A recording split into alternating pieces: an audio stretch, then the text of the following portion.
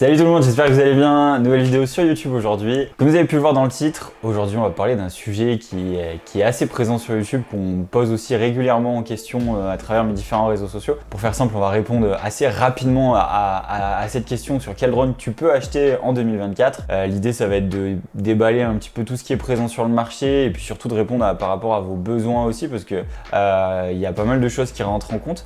Donc voilà, je vais vous donner mon avis par rapport à mes expériences passées, par rapport aux drones que j'ai aussi actuellement, ceux que j'ai aussi eu par le passé.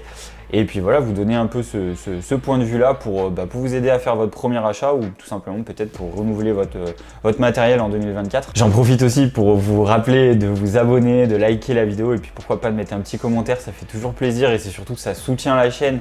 Alors on essaie de faire grandir le projet en 2024. Il y a des marques qui commencent à venir à taper à la porte, donc voilà, n'hésitez pas à vous abonner. Il y a des projets qui vont être plutôt cool cette année, donc voilà, pensez à vous abonner s'il vous plaît et puis on continue la vidéo. Pour faire assez simple, pour moi il y a trois axes qui sont hyper importants sur le choix de votre drone, que ce soit un renouvellement ou un premier achat.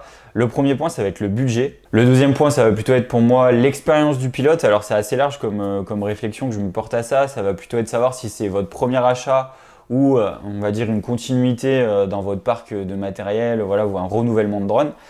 Ce qui va pouvoir en fait un peu jouer sur quel type de matos à utiliser. Et plus ou moins pour répondre à certains besoins précis, on y reviendra dans la vidéo. Et le troisième point que je trouve de plus en plus important, c'est de savoir si vous avez besoin de vous déplacer avec votre drone, parce que ça a vraiment du sens à certains moments sur l'achat voilà, d'un drone plus ou moins gros par rapport à vos besoins. J'avais déjà réalisé cette vidéo l'année dernière et j'avais pris l'idée de suivre la trame du prix, donc de commencer du moins cher au plus cher. Mais en fait, je trouve que ça a de moins en moins de sens parce que pour moi, ça doit répondre à des besoins et pas forcément à un prix. Alors même si le prix il est assez important, on va plutôt maintenant du coup choisir ces trois catégories que je vous ai présentées juste avant pour on va dire cibler vraiment votre besoin. Petit point à rappeler aussi aujourd'hui, c'est que tous les drones que je vais vous parler, c'est des drones qui sont de la marque DJI. À l'heure actuelle, pour moi, les autres marques fonctionnent, il n'y a pas de problème, on peut faire des images avec, mais niveau rapport qualité-prix, qualité d'image, franchement DJI c'est imbattable. Donc voilà, avec pas mal d'essais de mon côté, je peux clairement vous confirmer qu'il n'y a pas mieux que DJI. Donc c'est pour ça que dans cette vidéo, vous allez voir que du matos DJI. Donc le premier point voilà, que j'ai expliqué en début de vidéo, pour moi c'est le budget. Voilà, je sais qu'il y a des gens qui ne peuvent que réfléchir par le budget et c'est normal parce que des fois on est contraint par son achat. Donc vous avez parfois des budgets à tenir ou pas. Chez DJI, vous avez l'avantage d'avoir un gros panel de prix et vous allez pouvoir trouver des petits drones assez peu chers, hein, clairement, autour de 500 € pour bien démarrer et jusqu'à 3-4 000 € si vous avez un peu plus de budget. Moi, j'aurais tendance à vous dire, achetez un drone qui est un peu plus haut que vos attentes par rapport à vos besoins parce que au moment où vous allez l'acheter ou au moment où vous allez vous en servir, peu importe si vous êtes déjà confirmé au niveau du drone, vous allez toujours avoir des attentes qui sont supplémentaires à travers votre drone et du coup en fait si vous continuez à rester sur ce que vous avez en acquis en termes de pilotage ou en termes de qualité d'image, vous allez toujours vous retrouver peut-être un petit peu embêté par ça et c'est du coup dommage. Donc je préfère vous dire économisez peut-être un peu plus sur votre budget, prenez le temps de faire votre premier achat et à ce moment-là partez sur un matos qui finalement était un peu plus haut dans votre visée. Là-dessus ça aura plus de sens. Donc si je dois vous donner quelques exemples, et on va pas commencer à parler de drones qui sont en dessous de 500 € parce que pour moi c'est trop juste, c'est des drones qui vont vous servir un petit peu mais vous n'allez pas pouvoir faire grand chose avec. Donc voilà, comme je le dis, économisez un peu plus et achetez un drone qui a du sens. Dans la fourchette de 500 à 700 €, moi je peux vous conseiller, si vous avez besoin de l'emmener partout avec vous, de partir peut-être vers du neuf avec le Mini 3 Pro que vous pouvez trouver dans ces eaux-là. À ce moment-là, si vous avez de la place dans votre sac à dos et que surtout vous aimez avoir un drone qui vole mieux et qui a surtout une meilleure qualité d'image, je peux vous conseiller de partir vers le R2S qui est d'occasion ou le Mavic 2 Pro qui sont des drones d'ailleurs qui sont assez faciles à trouver d'occasion. Il y a un gros essor sur le marché. De mon côté, j'avais un Mavic 2 Pro jusqu'à peu de temps, je l'ai revendu et pour vous donner un ordre de prix, je l'ai vendu 700 € en Flymore combo avec beaucoup d'accessoires. Donc dites-vous que vous pouvez toucher ce genre de matériel d'occasion forcément à un prix qui est quand même hyper intéressant, sachant que la techno a pas forcément ultra évolué sur les dernières années. Si je prends une comparaison avec un 2 Pro ou un 3 Pro, ok, il y a une différence sur certaines optiques et voilà, mais sinon sur la qualité du capteur, si vous êtes un loisir, on n'y voit franchement pas la différence. Et je vous cache pas que même moi en tant que professionnel, ok, il y a une différence sur le capteur, on va dire classique, le capteur x1.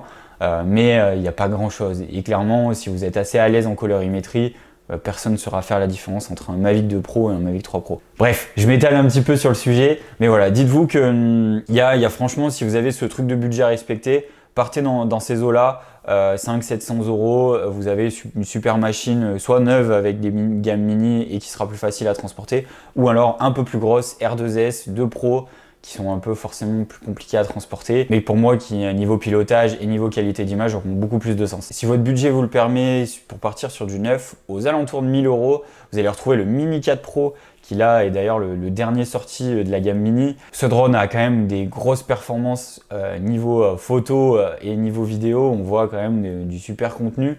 Le capteur reste un petit peu faiblard par rapport à ce qui se fait ailleurs en termes de prix, mais franchement vous allez pouvoir faire beaucoup de choses avec ce drone là. Autour de 1000 euros, on continue aussi à trouver du coup les R2S, les 2 Pro et parfois même des Mavic 3.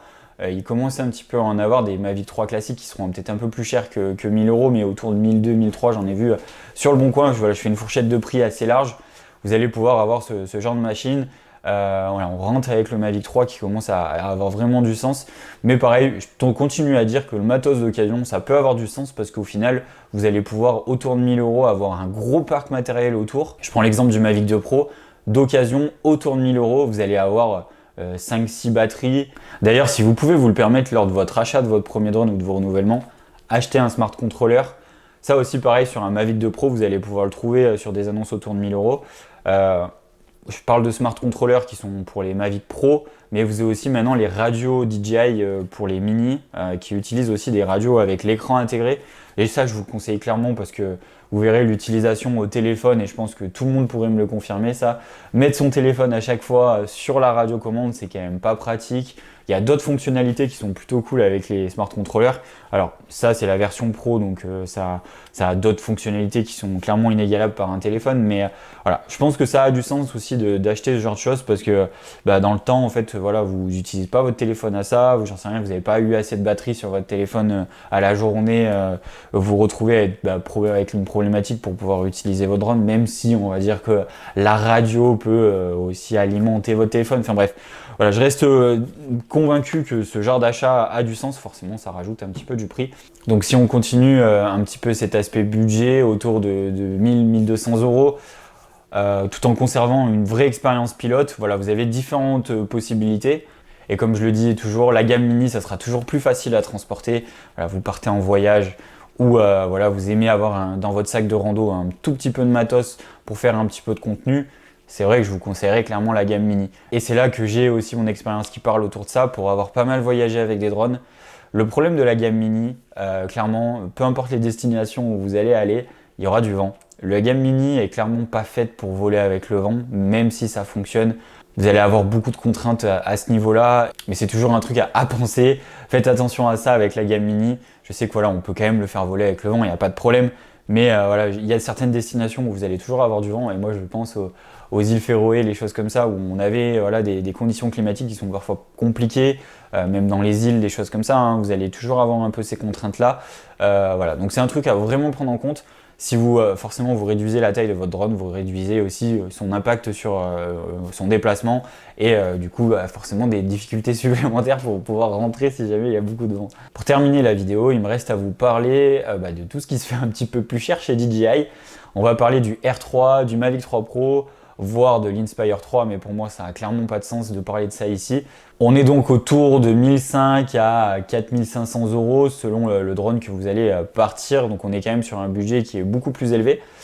Quoi choisir dans ces drones-là? Forcément, si vous avez encore un petit peu l'enveloppe serrée, et parce que ça arrive, on va peut-être s'adresser à des gens qui sont un peu plus confirmés du coup dans cette partie-là, voire des professionnels. De mon côté, j'utilise le Mavic 3 d'ailleurs pour en parler un petit peu dans mon activité de vidéaste et de télépilote, parce que je suis aussi télépilote et ça c'est un truc qui est hyper important à rappeler. Certaines machines et surtout pour travailler avec, il faut être télépilote. Ça c'est un petit truc d'ailleurs, si jamais ça vous intéresse que je fasse une vidéo sur le sujet pour vraiment rentrer dans les détails de toutes les contraintes que je rencontre dans mon travail et du coup tout ce que j'applique aussi pour pouvoir bosser avec des drones, n'hésitez pas à me le faire savoir dans les commentaires, je me poserai sur une petite vidéo là-dessus. Alors pareil, je vous conseille toujours si vous avez la possibilité d'acheter votre drone avec le Flymore Combo. Franchement, acheter une seule batterie avec un drone, je vois pas trop l'intérêt. Vous allez vous en servir une fois, il va falloir attendre de le charger soit dans la voiture, soit avec une batterie externe. Voilà. Cherchez pas d'autre solution que d'acheter un Flymore Combo, même si au pire si le budget est un peu plus serré, ok, vous achetez une deuxième batterie à séparer, mais franchement pour moi ça a vraiment du sens de toujours prendre le Flymore Combo, que ce soit entrée de gamme avec les gammes mini ou alors vraiment avec les Mavic 3, franchement c'est vraiment obligatoire d'avoir plusieurs batteries. Pour parler du R3, moi je vais clairement vous le conseiller à la différence d'un Mavic 3 Pro, déjà parce qu'il est un peu plus petit, le prix est clairement plus bas. Le Flymore Combo, vous allez pouvoir le toucher bien moins cher. La RC qui a été sortie, la nouvelle, elle est vraiment top pour l'avoir déjà testé. D'ailleurs, j'ai une vidéo avec Laurent de la chaîne Drone My Life qui est sur ma chaîne. N'hésitez pas à aller voir aussi cette petite vidéo, c'est plutôt cool. Je vous la mettrai en petite icône en dessus pour aller voir tout ça. Donc le R3 avec son capteur x1 ou le Mavic 3 Pro, putain, faut que j'y aille. C'est pas facile hein, parce que tous les noms se ressemblent un petit peu. Donc comme je disais, ouais, le R3 avec le Mavic 3 Pro, vous allez pouvoir faire du D-Log aussi. Ça, je rentre vraiment dans une catégorie qui sont, voilà, où les gens sont un peu plus expérimentés sur l'aspect colorimétrie. Voilà, vous avez quand même des drones qui sont assez similaires. Bien sûr que le 3 Pro est quand même un peu plus intéressant sur pas mal de choses, sinon il n'existerait pas et tout le monde achèterait des R3. En tout cas, voilà, il y a pas mal de choses à cerner autour de votre premier achat. C'est vrai que c'est pas un sujet qui est facile. Ok, on a l'aspect budget, mais il y a aussi vraiment deux autres points qui sont présents avec des aspects techniques ou des aspects de réglage qui sont plus ou moins importants. Voilà, je pense à des choses comme aussi l'ouverture qui n'est pas possible sur des mini, alors qu'on peut le faire avec d'autres. Donc il y a pas mal de choses voilà, qui rentrent en compte. Le sujet est quand même hyper large. Et voilà, j'espère que la vidéo pourra un petit peu vous aiguiller, même si au final, le sujet est hyper large. Voilà, même si on tient compte des trois éléments que je donnais du coup autour du budget, de votre expérience de pilote et surtout de son aspect pour le transporter facilement, qui sont pour moi les 3 points clés à savoir sur votre achat. Voilà, prendre d'un petit peu tous ces éléments, établir vraiment votre besoin. N'hésitez pas d'ailleurs si vous avez vraiment des questions et que vous ne savez pas sur quoi partir, vous pouvez le marquer dans les commentaires, j'aurais peut-être tendance à vous orienter vers un achat. Ça peut avoir du sens aussi d'avoir un avis d'ailleurs. Si j'étais le premier à le faire hein, sur l'achat de mon Mavic 3 Pro et voilà, il fallait à un moment donné que je me pose la question de qu'est-ce que je fais de mon côté en tant que professionnel. Forcément la réflexion a été un petit peu différente parce que j'ai décidé de partir vraiment vers du haut de gamme qui va durer dans le temps et que je vais pouvoir pousser à ses limites. N'oubliez pas de vous abonner et puis on se dit à très vite sur la chaîne. Ciao!